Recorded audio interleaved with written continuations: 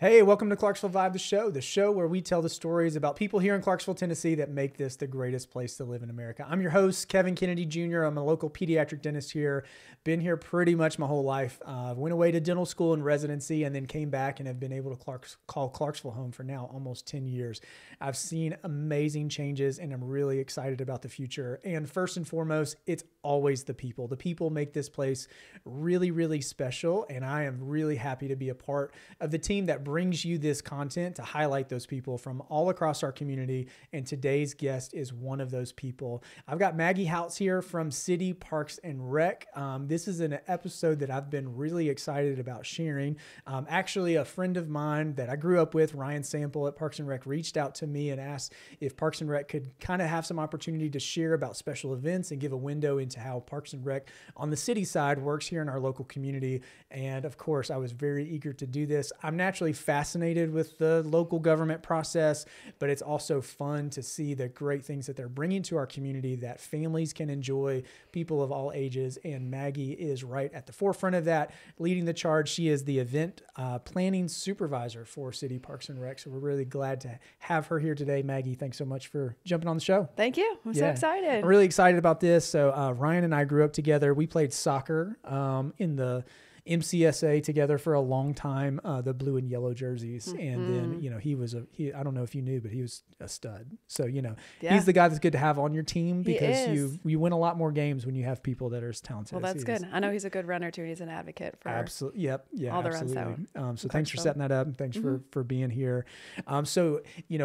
As event planning supervisor for the city Parks and Rec, this is kind of a cool job. You get to work your creative juices a lot. Oh yes. But you also have your hands in a lot of stuff. And so I'm going to name some of these things that are going on that are kind of on the city side.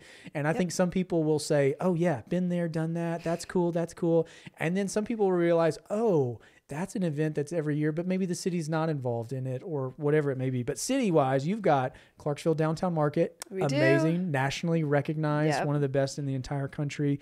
Queen City Road Race has been going on forever. Very long time. Yep. Very, very long time. Summer series in the park. That's actually a new event that we're putting on this year. So is it different than movies in the park? It is. We actually are not having movies in the park this year. All right. Well, let's get into that. 50 plus games, aquatic swimming lessons. My absolute favorite event of the entire year, the farm to table dinner. Shout out Nicoletta for doing the food for that every once in a while for us. It's a fun one. It is amazing. So let's talk about some of these. Let's talk about the downtown market because really it's a gem of our local community. We've got a great space for it. We've got great local vendors. But from your perspective, obviously you get to plan it, supervise it, and put it on. It's still a really big event. There's lots of moving pieces into that. Absolutely. So tell us maybe what excites you most about the downtown market, but is also kind of give us a window into here's some of the challenges that the downtown market has that as the average citizen you may not be aware of as you walk through and just enjoy the event without knowing what all it took to make it happen. Yeah. No, there's a lot that goes into the downtown market. Definitely. This event is very unique because it's an open air. It's every single Saturday starting on May 13th this year to the end of October.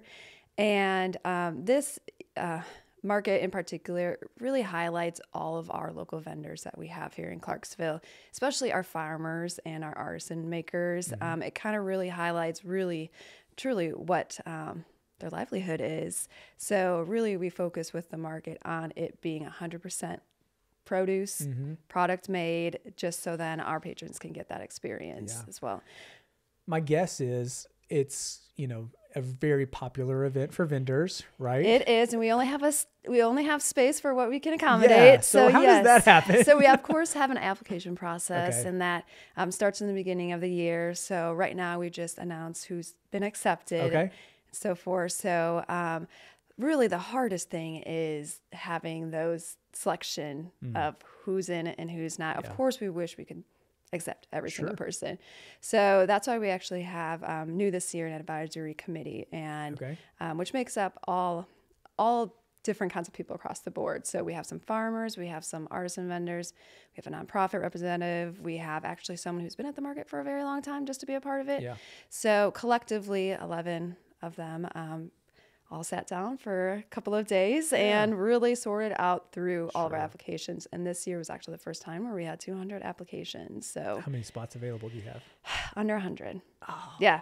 So, but we do have options where we have fill-in vendors. Yep. So, and the reality is, I think that level of popularity on the vendor side only makes the market better, right? Because as an average citizen who, one of my favorite things to do in the spring, summer is take my kids down, stop at a local, brick and mortar establishment down there, maybe get a donut, a bagel, a coffee or something, walk through the downtown market, buy things, whatever it may be, artisans, from our farmers or whatever it may be. Yep. But what keeps me coming back is that you have high quality vendors who really know what they're doing. They're bringing good product to you. Absolutely. And I think if you just took the first 95 applications, you wouldn't get that same consistent level of quality of vendor that really drives the public down there. And it's fun because almost both levels of traffic are completely full with young families walking up and down. There's something for everyone of all ages. Something for everyone of all ages. And I think as our downtown continues to grow and we leverage the success that's going on around downtown, this still has a very rich and unique role in the feeling of our community because it's such an important event. It's fun that we get to put on this tradition that we have. Everyone knows what are you going to do on Saturdays at 8 a.m. But it's fun to, it's another experience of not having to go to the grocery store. Yeah. Why not pick up your vegetables? Yeah. And then we encourage them to also walk down Franklin Street, Strawberry Alley, and why not have a brunch with your family, group of ladies? So. I love that. Yeah. Well, thanks for all the effort that goes into that. And thanks to the 11 people who are willing to, invest their time, energy, and resources and skill set into making it what it is. Because, I don't know of too many communities that are as big as we are and yet can put on an event that's consistently as small feeling as that is, but yet still have high quality all the way around it. That's really fun. We love the market. It's great. Yeah. Well, let's talk about the road race. Yeah. When is that hosted every year? Queen is it like City a fall Road Race. It's always been a spring thing. Spring thing? So it's typically usually the first weekend or the second weekend of May. You can tell I'm not a runner, right? Oh, no, not at all. Tennis shoes don't give it away at all. Somebody's making me, and that's, in a gym class before most people wake up. But like competitive running, I'm a little too competitive to just show up and get in, 37th place in my age group. Well, they are certified courses, so yeah, exactly. Like that's when I know it's not my place. We'll let Ryan. That's win. Ryan. I was gonna say you can talk to Ryan all about. Let him win. Yeah. But no, the Queen City Road Race. That's it's another unique event that we do. Like with all the events that we do, we try to hit all kind of demographics that we have here in Clarksville. So this one in particular really focuses on the health and fitness enthusiasts and also those who maybe don't know how to get started. And hopefully, what are the distances that you do? We do the 10K, the 5K, and then a 1 mile. Nice. So, so the 1 mile and 5K are all inside of Liberty Park. Okay. And then the 10K, it starts inside of Liberty Park, and then it goes along Riverside Drive into McGregor Park, and then loops back around. Nice. Liberty Park. So yeah, that's fun. I've been around long enough to where Liberty Park is now. That's where I played recreational soccer when I was a little kid. So, the original fairgrounds down there, I remember we played soccer down there, and then, across the field, it would, you'd have the Junior Pro Football League that was going on back in that time. But Liberty Park's just such a nice development. What a major prop to the city leaders who made that happen, because it wasn't the most popular thing start to finish. But I think now we look at it and think, man, that's really a gem. It was a great vision that was cast, and all of the city government stuff that has to happen to make something work. Like eventually, we ended up with a really great gym, something that we're proud of. I was going to say kudos to, our maintenance team works in and out for all of our parks, and mowing the lawn is not easy. And no, it's a big one. Yeah. So, and you got to deal with the marina. They make our parks beautiful. You're dealing with some pretty big stuff there. Summer series in the parks. You said that's a new one. That is a new one. What does that look like? And which park? It is actually going to be happening at Liberty Park and also Heritage Park. Okay. So movies in the park, we've, county parks and rec, they do movies in the park too. So in a way, we were having a conversation, and they have some great ideas with movies in the park. So we were like, you know what? You guys do movies in the park. Well, absolutely. We're all here to share, and we all have the same mission, putting on something for the community. So summer series in the park is different. So we're going to be focusing more on our arts in our community. That's something that we've realized that we want to focus more on. So one will be focused on literacy in the park. So working with our library on doing some sorts. We're still kind of in that planning process right now. And then the next one will be dance in the park. So focusing all of on our dance performers and any kind of whoever wants to perform in the park. Yeah, and then I can only imagine, right? Right. Yeah, that's cool. And then our third one will be more of a theatrical. So we're trying to bring in Shakespeare and interesting. Yeah, so it's kind of a combination of all. Yeah, that's cool. And so you said Liberty and Heritage. Liberty and Heritage. I've also been around long enough where I don't even know which parks belong to the city and which are the county. You know, it's just kind of like they all get lumped in our brain together. In your world, that's kind of, I'm sure, blasphemous to some degree. It's like, but I love the way that you mentioned it. Like you said, and I could see it in your face, just very confidently, like, the county has great plans for movies in the park. Y'all are doing a great job. Let's let you run with it. Let's use our creative energy somewhere else and try to add and touch different points of our community. But Heritage Park is a big blessing to our community, has been that way for a long time. I mean, it's a multi-purpose field. I mean, we use it for all athletics. I know the athletics is really proud of that park and everything that goes on there. Right. My wife came here to play soccer at Austin Peay, and they actually played at Heritage Park before Austin Peay developed their Morgan Brothers soccer field. So that was early 2000s, back in the day. Well, tell me a little bit about the 50 plus games and the aquatics that you have going on. So I guess that's aquatics. I'm going to test my own knowledge here. Is that out of the Kleeman? Like, is that the city pool where you do aquatics? Yeah, we do. I mean, we have a bunch of other pools too. See, I didn't know. I should know these things, but I'm just throwing it out there. I've been here forever. And I don't know everything. I mean, what's cool with aquatics, I mean, they provide a bunch of fun programs to just get in the water, to have some fun. They do swim lessons. Of course, just go to the pool. So what other pools are there that the city has? So we have the New Providence pool, the Bel Air pool. Oh my gosh. Is Barksdale pool cities? Is there still a pool at Barksdale? Not to my knowledge. Okay, fair enough. Interesting. Yeah, see, I mean, these are things where we should, really utilize the resources better and kind of expand our knowledge set of what we have. It was really fun with aquatics. They did their first ever Clarksville polar bear plunge. So I was talking to a team member of mine. I was like, man, I cannot imagine jumping in cold water. Not my thing. But for people to do it, awesome.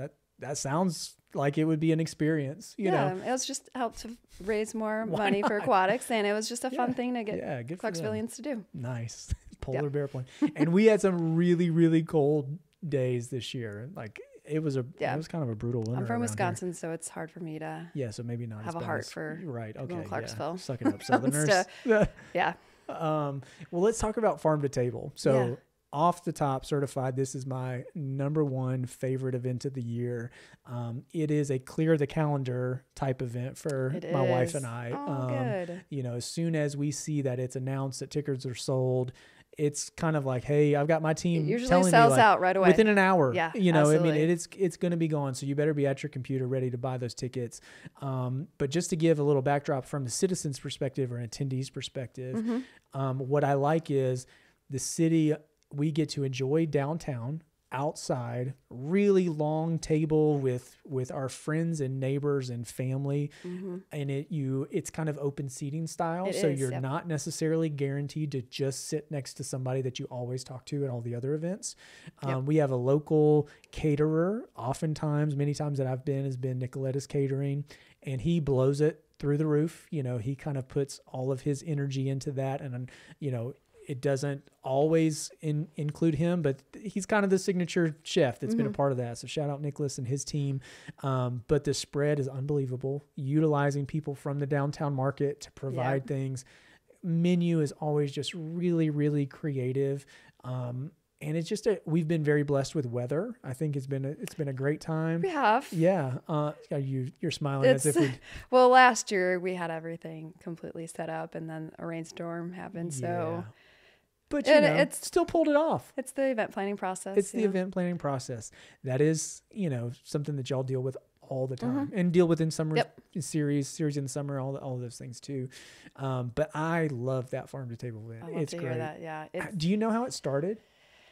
No. Were you around when the first one happened? No, I was not. Okay. No, but I know it started in Strawberry Alley, and then we moved it over to Freedom Point, one of our event venues. That was a great one. It was underneath the little shaded area down there. That was fun. But then it was kind of missing its it was just missing something. And that's when we decided to bring it back downtown last year. And I think that is the it was held location. right across from City Hall. I don't know what street that is. Public Square. Public Square. That's the official name of it. We figured too, the downtown market's right down there. It just makes the most sense to eat where the market is at. It was fantastic, you know, and so kudos to everyone who makes that plan. How do you... it's a community effort, that's for sure. How do you set the menu? Do you give the chef creative liberty? What we do is, of course, all the food is provided from our farmers at the market. So we kind of give them the list of what our farmers can provide. Okay. And then they curate the menu. And then that's then what the downtown market manager, she goes and talks with all the farmers on what kind of qualities, quantities, all sorts of, can you make this menu happy and happen? So is there a level of, I mean, because you're buying tickets from it. So, you know, in an effort to support the farmers, I guess is the city coming to the farmers with a budget and saying, hey, this is what we can do, and this is how many tickets we expect to sell. This is what we can do. Are the tickets kind of covering the cost of the event, or is the city kind of helping make it happen too? So it really is depending on the scope of all of our events. It's very different. So this one, we want it to be more of a smaller, intimate type of event. We feel like with this event, if it gets bigger, it's really kind of lose that aspect of staying local. And so really most of our events are driven by sponsorship. Okay. So really depending on that sponsorship level and what we get is kind of how we can put on that event. Yeah. But really though, it's just the heart of our farmers who are willing to donate that food for us. It's kind of, it's just that magical too. And we really strive on only using local businesses. So our beer only comes from our local breweries. Wine is only coming from the vine, you know, and our cocktail that we had last year came from Yada's. So people who, I know we had some who aren't from Clarksville, so they really got to taste what is it from? Yes. What is Clarksville all about? Yeah. It's an amazing event. I don't know when it's announced. Is it like an August event? July. So it's a July event. Yep. Yeah. We're not announcing it just yet because it'll be sold out. You'll get those calls winter tickets on sale. Yeah, we have all of our ideas and everything. So that's awesome. Well, I love that. It's fun having these. That's what's the fun part about events is that we kind of have to. It's hard to hold secrets because I'm always super excited about our events, but. Yeah. So you're not a Clarksville native. You've been here a few years, military spouse, you know, kind of came. So how did you get into city government here? Is it something that you were doing somewhere else and then you were looking for this kind of city government job here, or just when you kind of came to Clarksville via the military looking for an employment and this was the best, you know, opportunity that kind of fits your skill set? Yeah. So I, got a degree in event planning, hospitality management. Nice. So I knew that's what I wanted to do. So I was in Wisconsin and I had a great job. I absolutely loved it. Harley Davidson. I thought that was going to be my job forever. And, you know, as a military spouse, you move every so often. So I went to Clarksville, and for quite a while, it was hard for me to find jobs, kind of just being in that new area, not knowing anything. We were living on the Fort Campbell side. We didn't even know Clarksville existed. It was on I could not find it on a map. So, it kind of started off, you know, one thing about me is warming up to a city is finding people to connect with. And that's kind of how I started. So I actually worked at the Tennessee Valley Brewing Company as a beerista, I called myself. Yeah, a beerista. Over there, beerista. And that's kind of how I got to know Clarksvillians and what is Clarksville all about. And then there was a customer who came in to Tennessee Valley Brewing Company who used to work for Parks and Rec, and then just started talking about all the incredible things. I was like, oh, there's a downtown in downtown Clarksville? Great. Okay.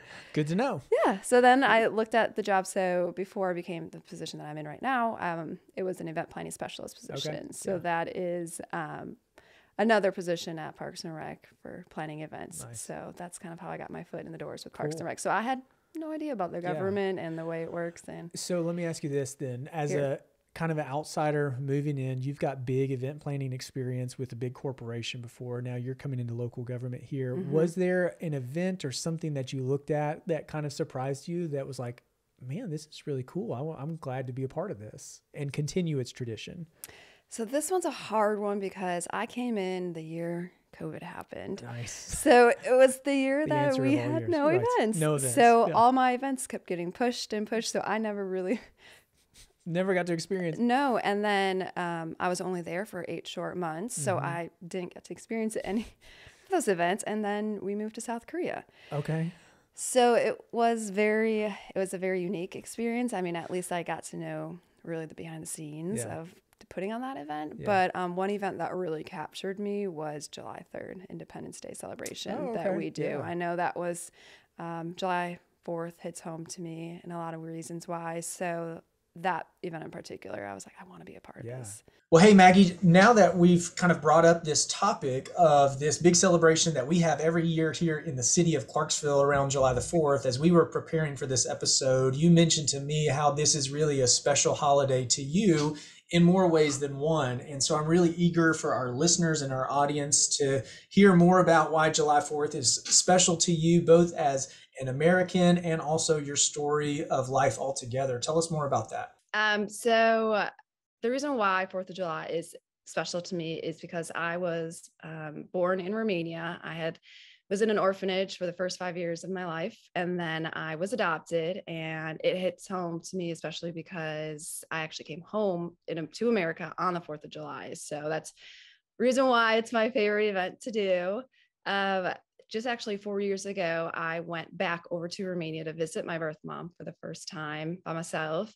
And it was just a whole whirlwind. She, just the way of living over there in a shack, no running water, no electricity. So I really got to see really what my life could have been. She doesn't know English at all. So we were really on Google Translate the entire time. But to me, it was just that closure that I've always been wanting to have. It's always that question mark I've always had on my back. And it's something pretty special that, she was pretty embarrassed the entire time I was there, but I just wanted to make sure to let her know that, I forgive her and that I still love her. And, she gave me a second chance at life. And then also my adopted parents, she gave them a child that they couldn't have. Yeah. So it was just like the whole world. Wow. That is really an incredible story to share. Timing wise, of course, being adopted in America on July 4th, what an exciting time. And now you get to organize for the city, probably our biggest event of the year. I know it's really special to you. I will definitely be thinking about you watching the fireworks this year and hearing you celebrate that and knowing your story, especially how you have reconnected with your birth mom, is such a powerful story to you. We've discussed adoption as a part of my family story as well in some unique ways. And so we understand all of the feelings and the emotions that go into that. And it's really been a very formational part of who you are. And we're just glad to see you continue to grow and develop as a person and bring all of your gifts to the city and lead in lots of unique ways. Yeah, thank you. Yeah. And that's kind of too, family is all sorts of different kind of family. It's not just one particular family. So that's another reason why I just absolutely love Clarksville, is because I chose Clarksville to be my family. And that's really the home run with it all. So I feel like I win overall because I get a family in Clarksville too. Yeah, absolutely. And we're super thankful for it, by the way. Yes. Clarksville's home. It's definitely home. It is a big deal. We talk to families and people who have moved here from different parts of the country where maybe the American patriotism isn't so central to, the city government putting on events, but it's a big deal. It's a military town. Like we've got a lot of pride in the work and the service that our families, our local community is providing our nation as a whole. And I think kind of down in this Southeast region in general, like there's a high level of patriotism. So it's good that the city takes advantage of that and really blows it off the top. And that's one of my events that I absolutely, cool. I don't have favorites, but that was probably one of my favorites. What is the most difficult logistical part of the July 3rd, July 4th celebration? It really is the logistics on the fireworks. Okay. We're working with a fireworks company and just our law enforcement and fire, street department, gas and water, all of those departments that we work with and putting on this event, we all work together, and it's just a lot of moving parts. Sure. We started planning in really this month. So wow. Yeah, the fireworks portion is a lot. So does that process look like, hey, fireworks are happening. Is this a bid process where you send it out and say, hey, we want a 10-minute firework display that's going to make our community proud. What can you do? Send us your bids. How does that work? Yep, that is really? Exactly it. Yep. Okay, nice. It's a bid process. It definitely is. But then it's also the permits that we have to get. So the marine, we always have to submit a marine application because we'll be shutting down part of Cumberland River because so is that to the state? Yeah. Mm-hmm. Oh, wow. So a lot because the fallout zone, I mean, where we shoot off the fireworks is at the dog park down at Liberty Park. So what's a fallout zone? So fallout zone is where all the shells fall. So of the fireworks. Of the fireworks. Okay. All right. Yeah. I was like, do we have some like nuclear facility here that I didn't know about? Okay. All right. I've made a fool of myself on this episode you are good. now. Fallout zone. All right. So yeah, so that's something I didn't know until I was planning that. And then it's also getting just a permit from the state just so we can have that loud explosiveness. So the state requires you to gain a permit to shoot off that many fireworks. Yeah. Interesting. But one unique thing about this one is we're partnering with county. Okay. So to make it extra booming for everyone in Clarksville. But this is a unique one where really, truly, it is Clarksville's largest fireworks show. Yeah. So the reason why. That's awesome. Yeah. And then it's really, coordinating with sheriff's department, city police, because obviously traffic down there is fun. It's a fun time to be down there. That's right. Yeah. Well, that's why they love us. That's right. There's some great places to view the fireworks, even up into downtown on top of the hill. That's really fun. And I've requested a smiley face during the fireworks show. Okay, so shout out Maggie. If you see the smiley face in the fireworks show, if you submit a bid and it didn't have a smiley face firework, you're not getting selected. Yeah, tough luck. And that's too why we have it on the 3rd. It's because Fort Campbell has theirs on the 4th. Yeah. So again, we've been working with them on just generating ideas and sharing our resources. So it's really cool that we're working so closely with them as well. That's exciting. Yeah, July 3rd, the 4th, just that whole holiday just hits home to me for sure. Cool. Was there a park when you moved here that impressed you?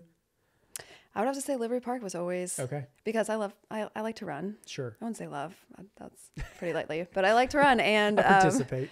and just running on the trails is just gorgeous. So where I lived in Milwaukee, we were by a lake and also in a city. So just running by the water just hits home to me. Yeah, that is real fun. I think for people that move here, that's one of the first things that they bring up is that's a really cool spot. The playground down there is really nice.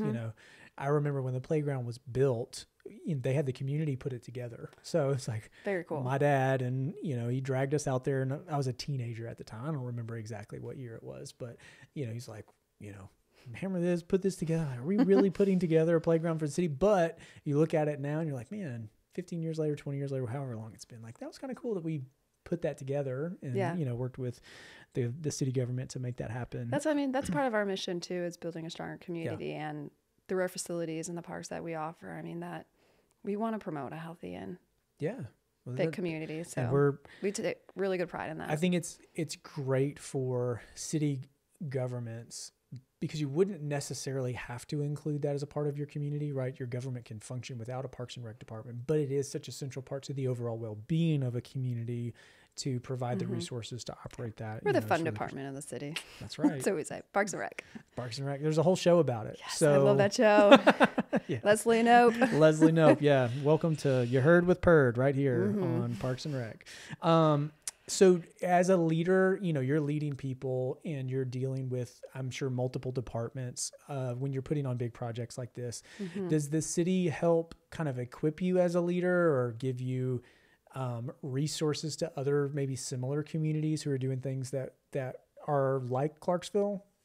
Yeah, that's exactly it. So, the leadership that I'm under is extremely well. Jennifer Letourneau, our director, and Michelle Austin, deputy director, they really set the bar high with our department. They want us to grow professionally and, of course, personally. Sure. So they are so great with inspiring us all the time. They, of course, have a wealth of knowledge being in Clarksville for so long. Yeah, right. So they really do help us in that right direction of our resources and so forth. And also, too, with Mayor Pitts, he does a phenomenal job of just sharing his insights, and he knows every single person here in Clarksville. He does. So with those resources, there's no one that I couldn't just pick up a phone and call in. Yeah.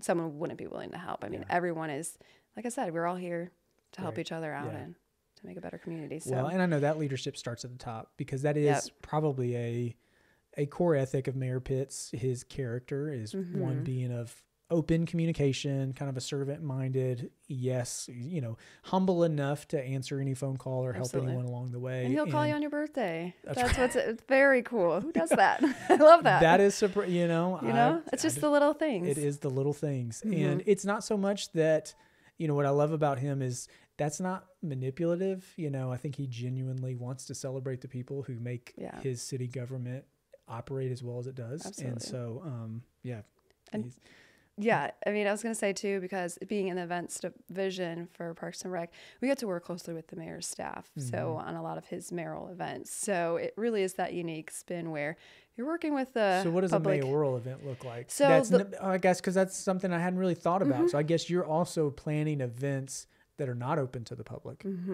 Yeah. So ribbon cuttings, of course. Okay. Is that just for government buildings, or is that, also for private businesses? It's for really anyone who's at any kind of grand opening of some sort. Nice. And then also we have 2 events that are focused on our employees, just as more of an appreciation. So we have our employee pin breakfast celebrating all the anniversaries of our employees. Wow. And then also the cause for applause, which is another fun celebration of all. Where do you host those? So those are usually hosted at the Wilma Rudolph Event Center. And that's a city venue. Okay, cool. Yeah. Which is also a nice place to have, I remember trying to host events when I was at Austin P before that was up, and you look around town and where do you host things? And now you look at it like it's such a central component of our community where lots of things end up hosted there. Yeah, we're just put in this such a fun environment where we really get to really make people's dreams, visions a reality. And that's not a lot of people can say that. Right. Absolutely. We love doing that. Is there a community that you, in your experience, look at maybe across the nation, and you're like, wow, that community is kind of similar to Clarksville, and I look at them as not maybe like a mentor city, but just as a city we look at and gain ideas from them? I was going to say, so I am a part of, it's kind of like the southern hemisphere of the United States of all the Parks and Rec. Yeah. So all of North Carolina, all across Tennessee, some in Texas, some in Florida, Georgia, Alabama. And we meet once a month. Wow. And it's really just bouncing feedback off of each other. So that's really a good time for us to kind of spin some ideas around, because sometimes you're just in this one spot and you just want to grow and not do the same thing over and over again. And we're big on not doing what it used to be. Yes. Like we always want to change. Expectations are changed all the time. Expectations are changing. My friend who is deputy director of the county Parks and Rec, he's recently moved here from California, and his knowledge base of what he was doing in California, adding it to our community with the resources that we have. To me, I look at it as a Clarksville native. I'm like, great. We need this perspective. Absolutely. Yes, we need the Mayor Pitts, and we need the directors and the deputy directors who've been around here and seen events that have come and ones that have gone, and some that have been highly celebrated and some that have been highly dramatized. And we know the history of what we can make happen here, but we also need new ideas. Absolutely. And we need some new perspective of you don't have to always do XYZ, because what if you just changed it? And I learned this from another community. So I'm glad to hear that. I think as a department, you're open to the wisdom from other communities, and then you're taking the best parts of those and bringing them back to our town. And we actually just hired another deputy director. He's from Los Angeles. Wow. So it kind of brings that whole side of the other side of the world. Nice. How long has he been here? He just started. So it's been a couple of weeks. Nice. Yeah. That's still cool. Yeah. What do you think is a challenge that City Parks and Rec has in this community to maybe do all that it would desire to do? Like, what is it? Geography makes it a challenge sometimes. Is it budget, not enough natural space? Is it acquiring space to do things? I think really one of the biggest ones is budget. If we had... Right. If we didn't have a budget, we'd be able to put on absolutely anything that we wanted to. So, again, all of our events are funded by sponsorship. So that's step up to the plate. It's a tough one, but right? Yeah. Yeah. And then too, we have ideas of these events. It's just that we don't have a big enough space for it. Yeah. So we want everyone to be a part of our events. And right now is just trying to find the right place for some of our events. Yeah. So. Well, that's cool though. It's always nice when vision outpaces resources. Like you wish resources were there to go with the vision. Absolutely. But if your vision is not outpacing your resources, then you're probably not being creative enough to some degree. So right? Michelle, she does a great job because I have these great ideas I want to bring to Clarksville, and she helps me reel it back in. Yeah. Well, make sure you take good notes because one day we might get there if you make another transition at some point. What is the best way to stay informed of events? Because nothing bothers me more than to hear someone say there's nothing to do in Clarksville. Like, skip me with that. Like, I'm not trying to hear it. It's not true. You're not looking in the right place, or you're not, able to receive information. So to the average citizen who is generally interested in stuff, but maybe not sure where to find it, where would be the best place? Because I know you're doing things like this, like you're taking time out of your day to come on this show to tell us what Parks and Rec has to offer.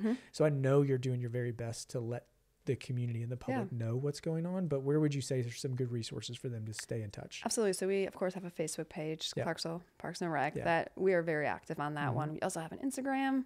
Nice. We do have a website, clarksvilleparksrec.com. We also do monthly e-newsletters. Okay. So that's something that you can go on our website and sign up to be a part of.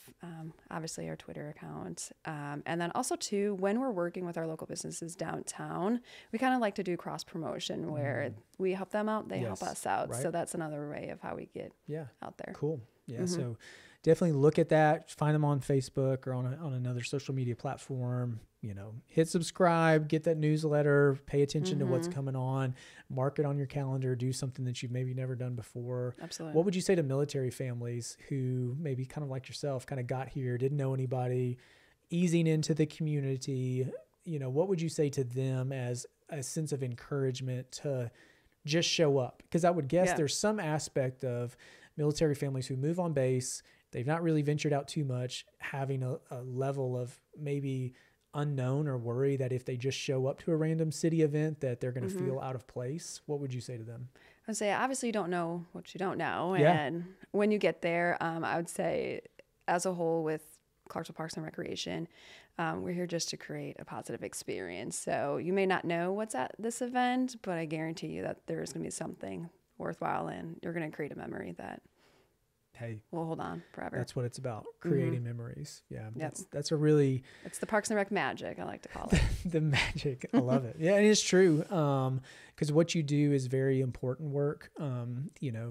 As a, just say, lifelong citizen of this community, the things that I remember as a kid are things like Queen City Road Race. I almost think, I don't have a specific memory of this, but if I'm really trying to pull it out now, I almost think that we were getting, put into the road race as elementary and middle school kids as a part of this fitness celebration that we got, and I remember having the shirt that said Queen City Road Race, and to know that it's still going on is special to me. Things like the downtown market that are just up and operating and are so casual that you can go when you want. And if it doesn't work out and you got soccer games that morning, it's no big deal. There's enough people to go. Absolutely. The, farm to table dinner is just, that is City and Parks or Parks and Rec magic to 100, right? It is a very, very special event. And then the ongoing things that, you're putting on, either for the city or just in the community as a whole. It's a real special gift. So thank you for all that you do and the team members that you have. It's incredible people that I love working for Parks and Recreation. Yeah. I know you've got surrounded by great people, people like Ryan and, above you and, other people that you work with. So thank you all, for the whole department for what you do. We get to be a part of people's stories here in Clarksville. We get to be a part of a memory and can't ask that for nothing else is better than that. Nothing else is better than that. Well, hey, thanks for bringing all your gifts to our community. Twice now, I guess. Came here for a short time. Yeah. You didn't get to do it necessarily with COVID. Went to South Korea, came back. You know, glad to have you here. I feel like we got to have a part 2. There's so much more I can share. Well, let's do it. Yeah, we'll make that happen. Well, hey, thanks for making it to the end of this episode. We've had a fantastic time here with Maggie Houts from City Parks and Rec. She's just been telling us about all the local events that happen that she and her team are creating and sustaining and making sure that our community has fun, things to enjoy with the City Parks and Rec magic, as she called it. She's a real dynamic personality. So if you see her at an event or you hear her name, you see her with a name tag or something, definitely walk up to her, say hello. I know she'd be open to that, and just say thank you for the great job that she's doing. And if you happen to know another Parks and Rec team member, tell them thank you as well. They're putting on great stuff that make this community really, really special. And so the events and the things that happen, the firework displays, all of those are once again driven by people, and that's our job here on this show to tell the stories of people who make this the greatest place to live in America. Maggie's one of them. We're really thrilled to have her here on the show today. So make sure you leave her some comments below or engage with her when you see her around town. But thanks so much for making it to the end of this episode. We'll see you next time.